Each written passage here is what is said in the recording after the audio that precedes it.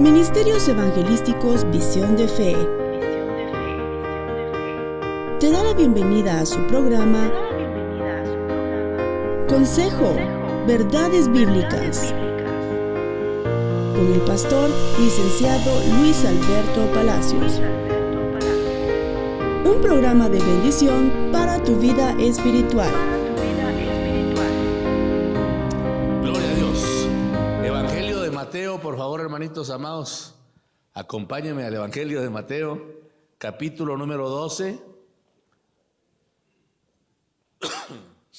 Mateo, capítulo número 12, versículos del 9 en adelante, al 15 tal vez vamos a leer. Dice la palabra del Señor: pasando de allí, vino a la sinagoga de ellos, y he aquí había allí uno que tenía seca una mano, y preguntaron a Jesús para poder acusarle: ¿es lícito sanar en el día de reposo?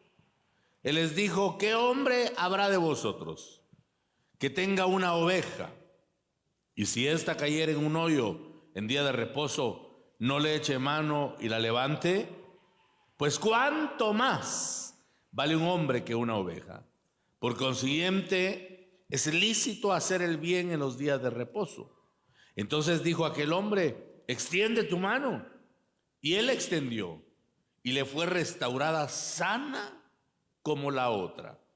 Salidos los fariseos, tuvieron consejo contra Jesús para destruirle. Oiga qué palabras más fuertes. Y salidos los fariseos, tuvieron consejo contra Jesús para destruirle. Sabiendo esto, Jesús se apartó de allí, y le siguió mucha gente, y sanaba a todos. Que el Señor nos bendiga, hermanos, a través de su palabra. Mire lo que dice la Escritura.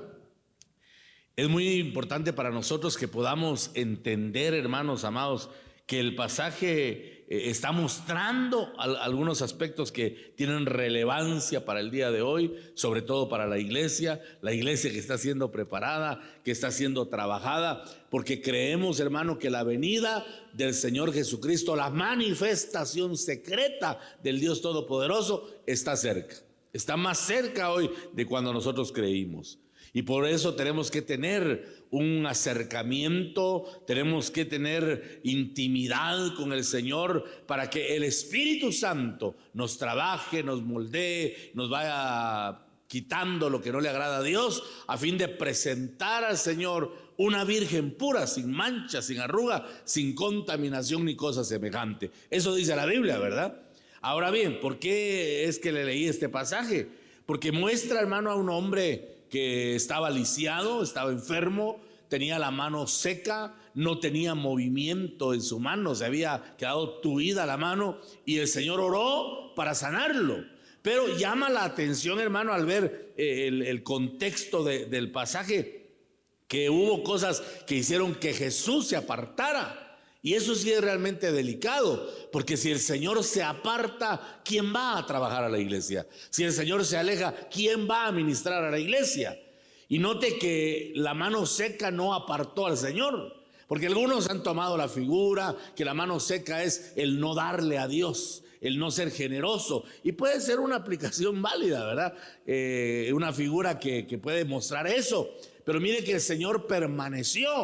Es más, sanó a aquel hombre, le pidió que extendiera su mano y lo sanó, y dice que le quedó normal el brazo igual que el otro, ¿verdad? Pero hubo algo que alejó al Señor, y ahí lo leemos en el versículo 14.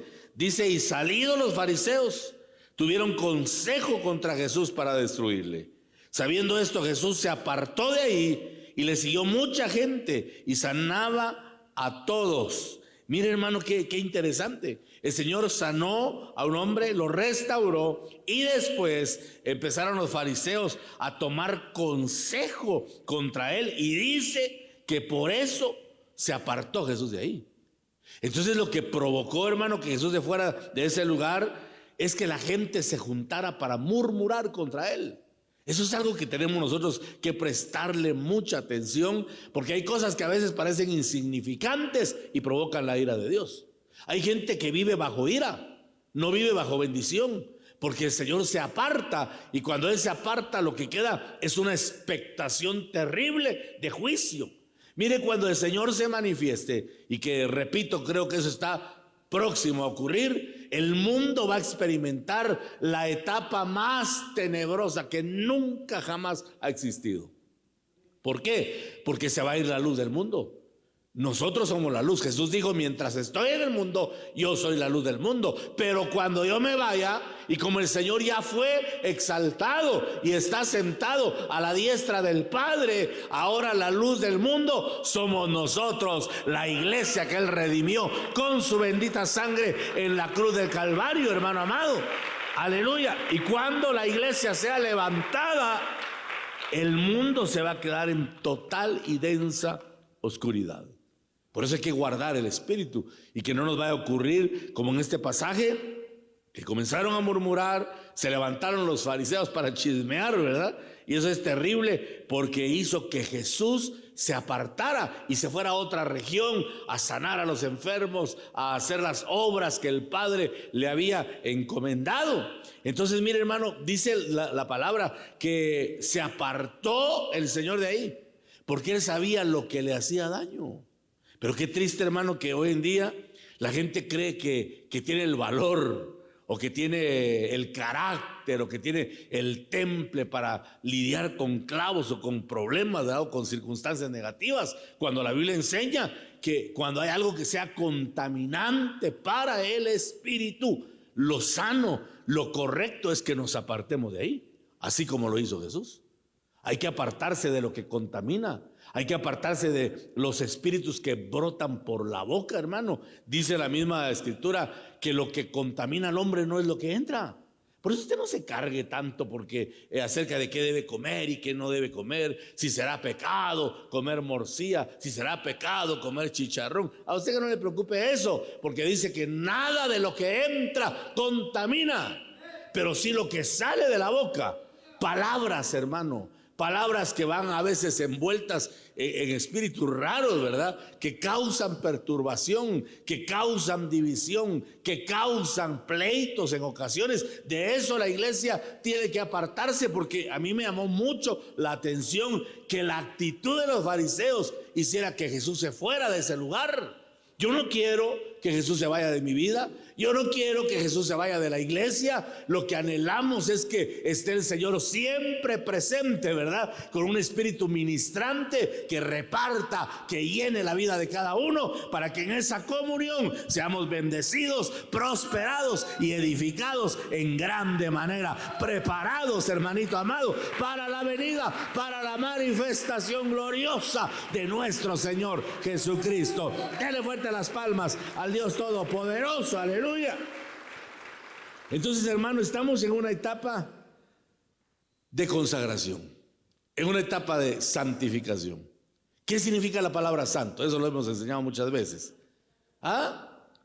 Es apartado, es el que se aparta, el que es diferente. Entonces yo me preguntaba, ¿de qué cosas la iglesia tendrá que apartarse para evitar contaminaciones en el espíritu? Y ya mencioné una que está incluida ahí, ¿verdad? La murmuración, el chisme. Eso no le gusta al Señor. Eso hace que Jesús se vaya, hermano. No le agrada al Señor eso, porque fíjese que curiosamente en el griego la palabra chisme, la raíz griega es la raíz diabolos, de donde se origina el mismo término diablo. Por eso es que a Jesús no le gusta ese espíritu de murmuración, ¿verdad? Hay que apartarse, porque el chisme contamina el espíritu, hermano. No hablamos de una contaminación almática. Eso va profundamente, llega hasta la parte más íntima de nuestro ser. ¿O no ha sabido usted de hogares, por ejemplo, que se han destruido por un chisme? ¿No ha sabido de matrimonios que se han separado por una murmuración? Mire el efecto, hermano, nocivo que provoca eso. Entonces debemos de apartarnos, hermano, de lo que no sea transparente y guardar nuestro espíritu. Eso recomienda la palabra, para que al guardar nuestro espíritu nosotros estemos también resguardados de lo que puede atentar con la santificación que el Espíritu Santo está llevando a cabo. A él le llaman el Espíritu Santo porque es el Espíritu santificador. Él es el que nos aparta, Él es el que nos cambia, Él es el que transforma nuestra forma de pensar, nuestra forma de sentir, y nos va haciendo cada día diferentes, nos va haciendo cada día más y más parecidos al Cristo de la gloria, porque dice la palabra que la imagen que están poniendo en usted y en mí es la imagen perfecta de nuestro Señor Jesucristo. Eso es alcanzar la estatura de varón perfecto. Aleluya. Démosle una ofrenda de palmas al Señor.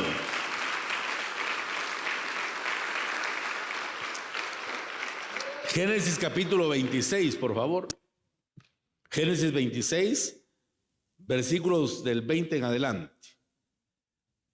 Dice la palabra: los pastores de Gerar riñeron con los pastores de Isaac, diciendo: el agua es nuestra. Por eso llamó el nombre del pozo de Esek, porque habían altercado con él. Y abrieron otro pozo y también riñeron sobre él. Y llamó su nombre Sidna. Y se apartó de ahí y abrió otro pozo y no riñeron sobre él. Y llamó su nombre Robot y dijo: porque ahora Jehová nos ha prosperado y fructificaremos en la tierra. Mire eso, de algo que la iglesia debe apartarse es de la riña, de la contienda, del pleito. Y dice, hermano, que esta fue una riña de pastores. Y dice que estaban riñendo por el agua, que es figura de la palabra. Hoy hay muchos en pleito por eso, hermano. Y mire la sabiduría de Isaac, que se fue apartando hasta que la riña se acabó. Porque eso no proviene de Dios. No puede haber riña dentro del pueblo del Señor. No puede haber pleito, no pueden haber disgustos, no pueden haber malos entendidos, porque por eso nos dejaron al Espíritu Santificador, que es el Espíritu de verdad, porque Él nos va a guiar a lo que es justo y a lo que es verdadero. Yo entiendo, hermano, que en toda reunión social o donde hay un grupo de personas, pues, para ser más claro, siempre van a haber choques, siempre van a haber desavenencias, porque somos entes con diferente criterio, somos personas con diferente idiosincrasia. En ocasiones la idiosincrasia es el conjunto de pensamientos que le dan identidad a alguien, ¿verdad? A veces nuestra idiosincrasia es muy diferente, venimos de diferentes lugares y cada uno tiene sus propias costumbres y tradiciones, y a veces podemos chocar por eso. Pero la Biblia nos muestra, hermano, que es necesario que vengamos a la armonía que da el Espíritu Santo. La riña lo que hace es que destruye la armonía, la relación de unidad. Y hermano, eso atenta contra el credo de nuestro Señor Jesucristo, porque el capítulo 17 del Evangelio de Juan muestra que el Señor, con lágrimas en los ojos y en una oración profunda, le rogó al Padre y le dijo: Padre, que sean uno como tú y yo somos uno. Otra versión que me impacta dice: que sean perfectos en unidad. ¡Wow! Oiga eso. Que sean perfectos en unidad, para que el mundo crea que tú me enviaste. Entonces la unidad de la iglesia predica al mundo, predica la verdad de que Jesús vino a redimir al ser humano caído. Pero la riña, entonces, hermano, obstaculiza el mensaje de verdad, porque cuando hay riñas nadie cree en el mensaje. ¿Quién va a creer el mensaje salvador cuando hay conflicto, cuando hay choque, cuando hay pleito entre dos cristianos? ¿Quién va a creer el mensaje? Entonces el enemigo sutilmente comienza a exacerbar el alma y los sentimientos para que aparezca el pleito, para que aparezca la riña, el altercado, como dice acá. Y si pastores estaban altercando, ¿qué pasará con las ovejas entonces? Amén, hermanos. Tenemos que pedirle al Espíritu Santo que envíe la unidad. Por eso dice el Salmo 133, ¿verdad? Mirad cuán bueno y cuán delicioso es habitar los hermanos juntos en armonía. Compara esa relación con el aceite de la extrema unción que derramaban sobre la cabeza del sumo sacerdote, hermano. Y dice al final que ¿ahí qué? Ahí donde hay armonía, ahí donde hay unidad, ahí donde el Espíritu Santo ha ministrado una unción de paz, dice la palabra que ahí envía el Señor bendición y vida eterna. Alabado sea su santo nombre. Cuando hay unidad, el Señor nos bendice. Cuando hay unidad, el Señor nos ministra. Cuando hay unidad, el Señor nos da su eternidad. Aleluya. Démosle fuerte las palmas al bendito Rey y reprendemos esta mañana todo espíritu de discordia, todo espíritu de altercado, todo espíritu de riña, y declaramos que el Señor está poniendo en nosotros espíritu de unidad y espíritu de armonía. ¿Cuántos pueden dar un fuerte gloria a Dios esta mañana? Aleluya. Gloria al Señor. Lea conmigo el Salmo 119, 22, por favor. Salmo 119, 22.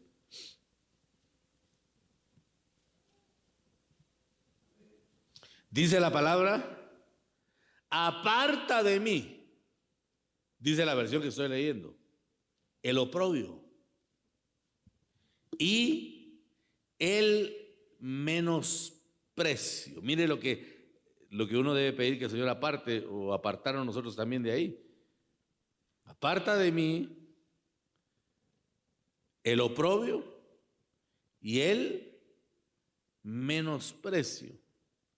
Vamos a ver otra versión acá. Aleja el mal de mí, dice otra versión. Mejor me quedo con la Reina Valera, ¿verdad? La actualizada dice: aparta de mí el oprobio y el menosprecio, porque tus testimonios he guardado. El salmista dice: por cuanto estoy guardando tu palabra, aparta de mí el oprobio. El oprobio es sinónimo de vergüenza. El oprobio es sinónimo de ignominia. Aparta, Señor, de mí el oprobio y el menosprecio. ¿Qué es el menosprecio, hermano? Es quitarle a una persona el valor real que tiene. Es mirarlo de menos. ¿Usted ha escuchado la frase: es que siento que esa persona me mira de menos? O sea, que lo mira como chicle masticado, ¿eh? En palabras más entendidas o entendibles. El salmista dice: aparta de mí el menosprecio, quita el oprobio, porque he guardado tus testimonios. Lo que nos tiene que llevar, hermano, al respeto, llamémosle así, al respeto que debemos guardarle a nuestros hermanos en Cristo, es el hecho de estar guardando su palabra. Cuando la palabra ha hecho clic en nuestro espíritu, cuando hemos sido de verdad ministrados por la palabra de Dios, tenemos la tendencia a respetar a los demás, porque entendemos un misterio que la palabra revela: que somos el cuerpo de Cristo. Somos el cuerpo del Señor. Y como cuerpo de Cristo tenemos todos un mismo valor, porque el Señor derramó su sangre por todos los redimidos. Aquí ninguno vale más que otro, todos valemos lo mismo en cuanto a la redención. ¿Por qué? Porque pagaron con ese alto precio. Dice la palabra que no nos redimieron con cosas corruptibles como la plata y el oro, sino con la preciosa sangre del Cordero de Dios. Ese fue el precio que pagaron por nuestra redención. Entonces no podemos pensar que no tenemos valor. En los momentos que uno pasa de lucha y de prueba, o en los momentos, para ser más directo, de depresión, tengamos cuidado con nuestras palabras, hermano. No digamos: es que yo siento que no valgo nada. ¿Y la sangre que Jesús derramó, pues? ¿Ah? ¿Cree usted que eso no tiene valor? Y ese es nuestro valor, la sangre de Jesús. Entonces, tiene razón el salmista cuando dice: aparta de mí el oprobio, quita la vergüenza y el menosprecio, porque nosotros no somos, hermano, objeto de menosprecio, ni debemos nosotros menospreciar tampoco a nadie, sino entender por el Espíritu que a cada uno de los que estamos acá, el Señor nos dio una medida de fe. Eso dice la palabra. A cada uno el Señor le repartió una medida de fe. De ahí que hay gente que tiene una fe impresionante para orar por los enfermos. Hay gente que tiene una fe increíble para llamar la provisión de Dios. Hay gente que tiene fe para los milagros. Un sinfín de cosas, hermano, donde uno mira la mano del Señor actuando, obrando sobrenaturalmente, porque el Señor, en algo que se llama preordenación, ya nos repartió desde la eternidad pasada, desde antes que nosotros viniésemos a este mundo. Ya el Señor nos había repartido talentos y dones, hermano, para ejecutarlos. Por eso debemos de tener claro que todos tenemos el mismo valor delante de la presencia de nuestro bendito Rey, un valor elevado porque Cristo lo pagó por nuestra alma. Bendito sea el nombre del Señor, hermano, y que Dios nos ayude a apartarnos entonces del oprobio y del menosprecio, porque eso a veces también lleva a lo primero que mencioné, a la riña, al altercado, al pleito, cuando la gente reclama que no le dan su lugar, que no reconocen lo que es, y en ocasiones las personas tienen razón. Amén, hermanitos amados. Proverbios 4:24 dice: aparta de ti la perversidad de la boca y aleja de ti la iniquidad de los labios. Vamos a ver otra versión acá. Las versiones ayudan mucho, hermano, para ir ampliando el panorama. Ay, gloria a Dios. Vamos a ver acá. Dice, en esta palabra, no permitas, dice acá para que te damos mejor. No permitas que salgan falsedades de tu boca, ni que tus labios digan mentiras. Mire cómo tradujo la palabra de Dios para todos. No permitas que salgan falsedades de tu boca. Eso es la perversidad. Ni que tus labios digan mentira, esa es la iniquidad. Perversidad entonces es falsedad, iniquidad es la mentira. Hermano, nosotros tenemos que ejercitarnos para hablar siempre la verdad, para hablar con verdad.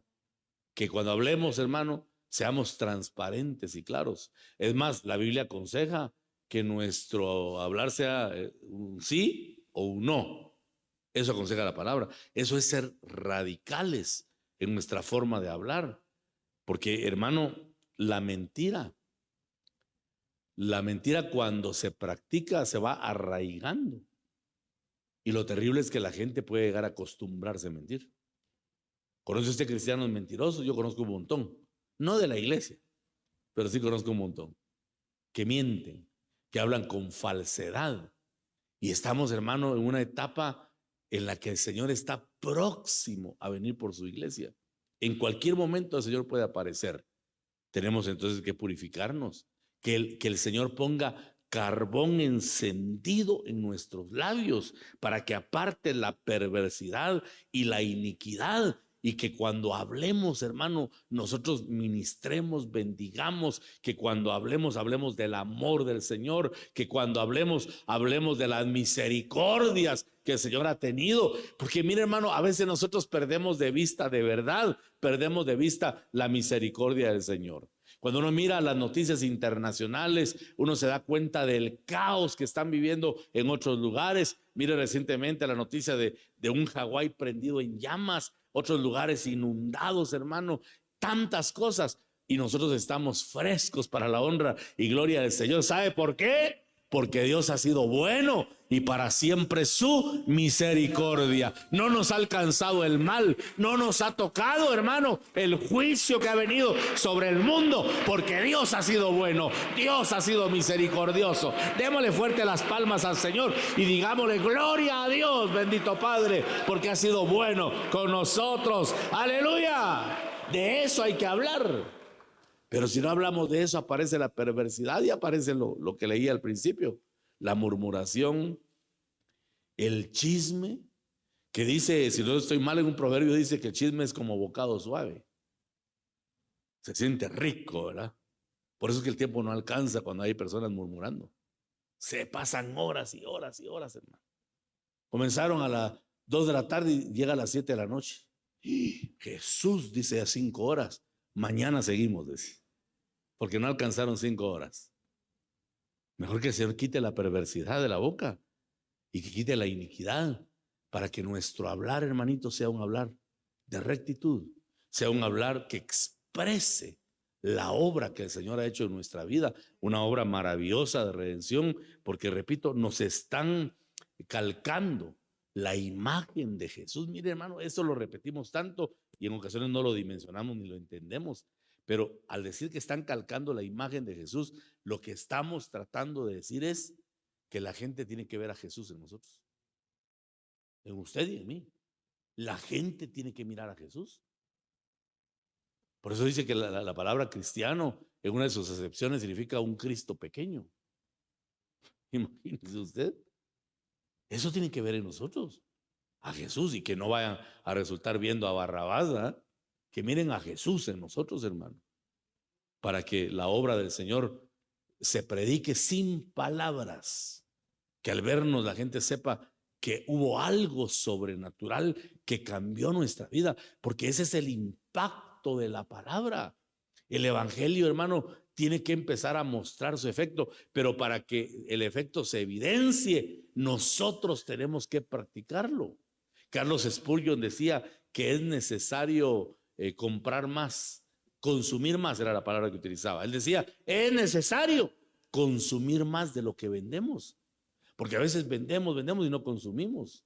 Eso no tiene sentido. Como decía hermano Toniel Ríos, sería ver a un calvo que esté vendiendo elixir para que crezca el cabello. ¿Quién le va a comprar, hermano?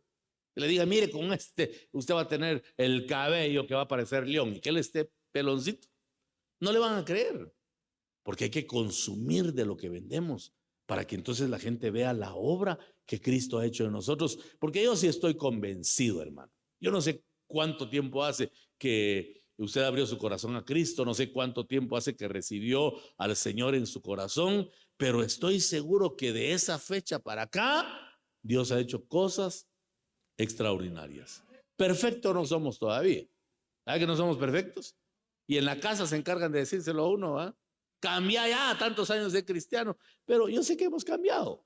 Yo sé que el Señor nos ha hecho diferentes. Hay cosas todavía por modificar y por pulir, pero la buena noticia es que la palabra enseña que la obra gloriosa que Jesús comenzó en tu vida y en la mía no se detendrá hasta perfeccionarla, hasta que nos parezcamos a Él, hermano. El Espíritu Santo nos va a dejar de trabajar. Gloria al Señor, alabado sea el santo nombre del Dios Todopoderoso.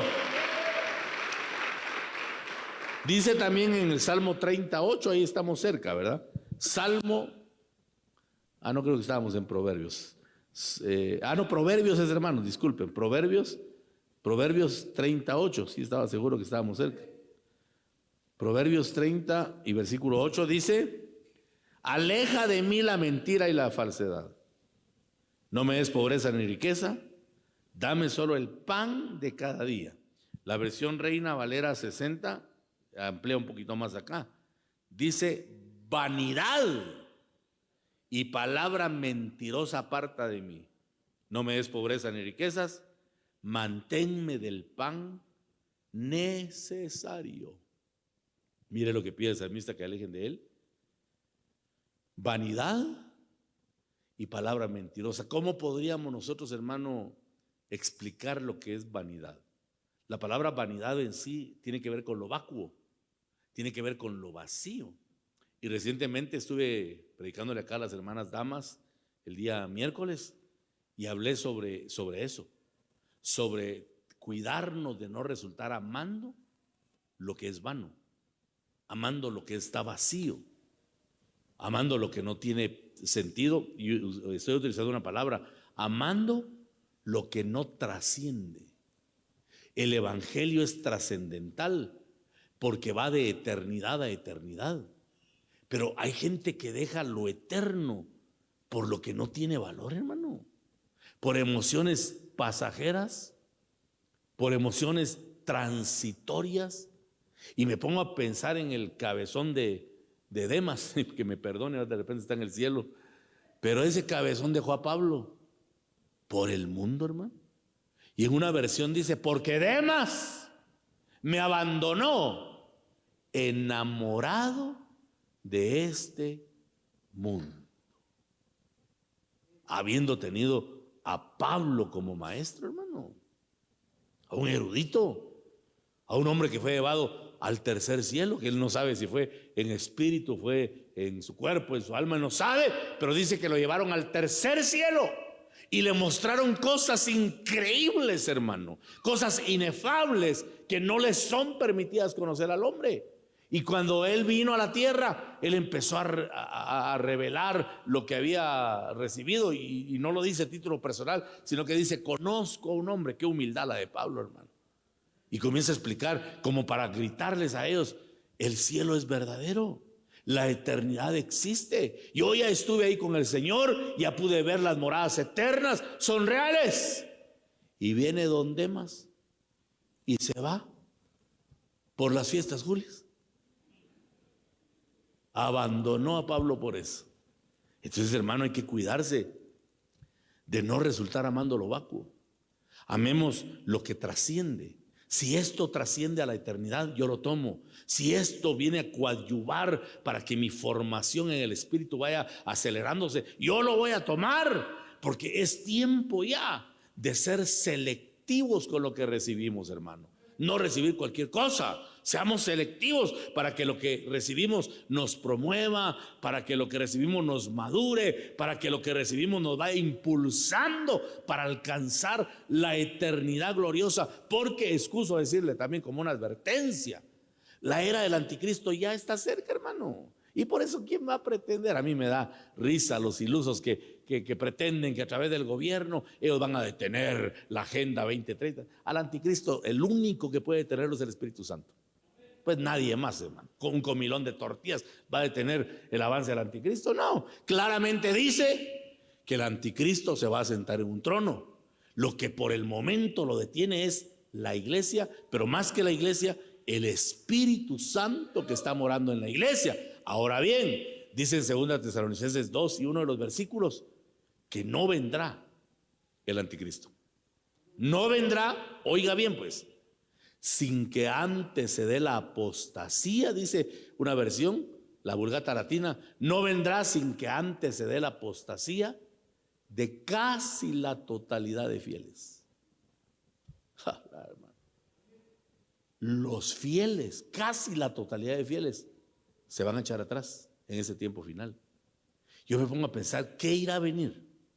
¿Qué distractores irá a poner Satanás para que los fieles se aparten? No está hablando de cualquiera, está hablando de fieles, de gente que pertenece a Dios, pero van a ser removidos, hermano. ¿Cómo irá a ser el fragor, el impulso anticristiano que va a sacar a gente que de repente fueron fieles, pero tal vez no hundieron sus raíces en la palabra? Y van a ser removidos. Y cuando se dé la apostasía de todos estos fieles, la iglesia va a ser levantada. Y entonces el anticristo va a sentarse para gobernar al mundo, hermano. Dice que Satanás le va a dar todo su poder. Dice que Satanás se va a trasvasar en él. Todo su poder le va a ser dado al anticristo. Y al final el Señor lo va a destruir con la espada de su boca, dice, con la palabra poderosa del Señor. Pero yo me quedo con la parte que dice que no vendrá el anticristo sin que antes se echen atrás casi la mayoría de fieles. Perdone por la forma grosera que voy a aplicar la palabra. ¿Cuántos de visión de fe se irán a echar atrás?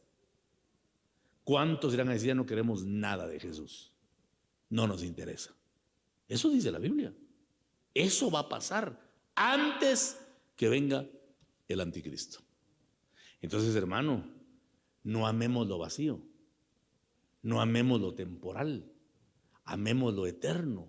Y lo único eterno que se perfila delante de nosotros es nuestro Señor Jesucristo, que es el camino, la verdad y la vida eterna. Alabado sea su nombre. Démosle fuerte las palmas al Señor.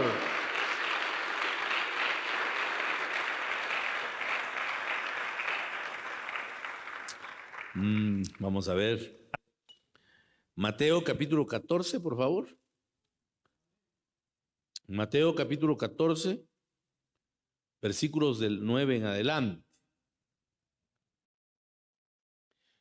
Entonces el rey se entristeció, Pero a causa del juramento y de los que estaban con él a la mesa, mandó que se la diesen y ordenó decapitar a Juan en la cárcel. Y fue traída su cabeza en un plato y dada a la muchacha, y ella la presentó a su madre. Entonces llegaron sus discípulos y tomaron el cuerpo y lo enterraron y fueron y dieron las nuevas a Jesús. Oyéndolo, Jesús se apartó de allí en una barca a un lugar desierto y apartado, y cuando la gente lo oyó, le siguió a pie desde las ciudades. ¿Qué hizo Jesús? Se apartó. ¿Se apartó de quiénes? De hombres que le habían quitado la cabeza a un siervo de Dios. Entonces, hermano, apartémonos de gente que no acepta autoridad. Hay gente que no acepta autoridad. Hay gente que no acepta y corta cabezas en su mente, ¿verdad? Y dice que Jesús se apartó de ahí, hermano. Aunque mire, aquí hay un misterio tremendo. Porque Jesús dijo, en algún lugar de los evangelios, dijo, si queréis tomarlo, pero a la verdad, Juan es Elías. Eso dijo Jesús. A la verdad, Juan es Elías. Y Elías, hermano, fue el hombre, aquel que hizo que Israel dejara su apostasía, ¿verdad? Y que lo llevó a reconocer al verdadero Dios y al único Dios, a Jehová de los ejércitos. Y después decapitó a los falsos profetas de Baal y apareció una mujercita, hermano, pero tipo uyuyuy, ¿verdad? Y dijo que así me hagan los dioses y aún me añadan, le mandó a decir a Elías. Si mañana yo no he hecho contigo lo que tú hiciste con mis profetas. ¿Hacer qué? Cortarle la cabeza. Esa mujer se llama Jezabel. Y Jezabel es un espíritu potestativo, pero es atemporal. Ese va de siglos en siglos. O sea, Jezabel nunca dejó la persecución de Elías hasta que Jesús dijo que Juan era Elías y le cortaron la cabeza. Y se la entregaron a una mujer, Herodías parece que se llamaba, ¿verdad? Le entregaron la cabeza de Juan. Esa era Jezabel personificada.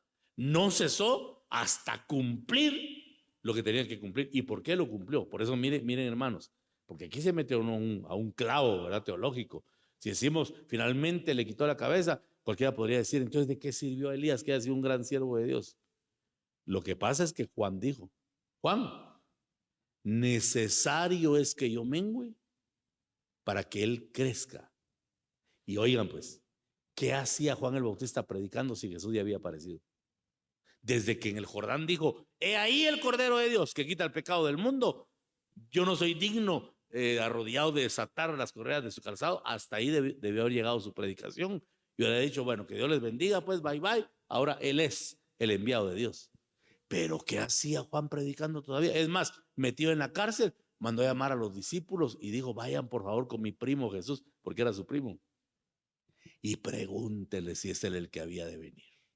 Y no, ya lo había señalado pues como el Cordero de Dios. Entonces, como le apareció la duda, como no quiso menguar, le tuvieron que cortar la cabeza para obligarlo a menguar y que el Señor Jesucristo creciera en su ministerio público. Mire eso, hay que ser entendidos de los tiempos de Dios, porque si no somos entendidos de los tiempos del Señor, hermano, corremos peligros de que nos pueda alcanzar los dardos que Satanás ha enviado. Por eso es que la palabra aconseja que no aportillemos nuestro vallado, porque hay gente, hermano, que irónicamente ellos mismos van desgastando su cobertura y después Satanás se mete y les hace daño, porque ellos mismos se expusieron al daño, al no guardar, al no mantenerse en la palabra del Señor. Esto requiere, hermano, que tengamos pies de plomo, ¿verdad? Para ser inamovibles y que estemos siempre en el propósito de Dios, guardando su palabra, porque hay un axioma aquí que es interesante. Por ejemplo, en Apocalipsis 3:10 dice, por cuanto guardaste la palabra de mi perseverancia, yo también te guardaré a ti de la hora de prueba que está por venir al mundo, o sea, la tribulación. Pero noten el orden.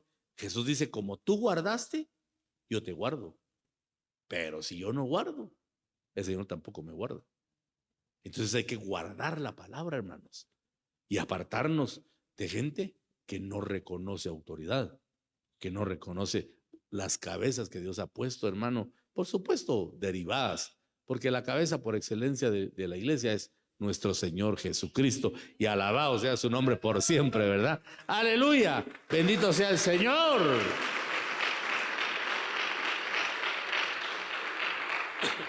Veamos uno más, hermanos. Ya con esta me despido, como dice el corrido mexicano, ¿verdad? Dice Hechos capítulo 19. Hechos 19. Hechos 19, versículo 9. 19, versículos 8. Por favor, hermanos, 8 y 9. Dice la palabra del Señor. Y entrando Pablo en la sinagoga, habló con denuedo por espacio de 3 meses, discutiendo y persuadiendo acerca del reino de Dios. Versículo 9, mire qué trágico. Pero endureciéndose algunos y no creyendo, maldiciendo el camino delante de la multitud. Para que usted me entienda, cuando dice maldiciendo el camino, estos empezaron a maldecir el evangelio, porque así le llamaban. A los discípulos le decían, estos son los discípulos del camino. El camino es Jesús. Pero dice que algunos endureciéndose y no creyendo, porque la dureza lleva a la incredulidad, hermanos. Maldiciendo el camino delante de la multitud, se apartó Pablo de ellos. Hay que apartarse de la gente que se endurece. Y separó a los discípulos, discutiendo cada día en la escuela de uno llamado Tirano. Y si era tirano, es de verdad. Entonces, mire, hay que apartarse de la gente que endurece el corazón, de la gente que no está abierta al mover del Espíritu Santo, de la gente que no reconoce cuando Dios está trabajando corazones y vidas, hermano. Hay que apartarse, porque es mejor que nos apartemos nosotros y no que Jesús se aparte de nuestra vida. Si Jesús se aparta, eso sería una tragedia insustituible, hermano.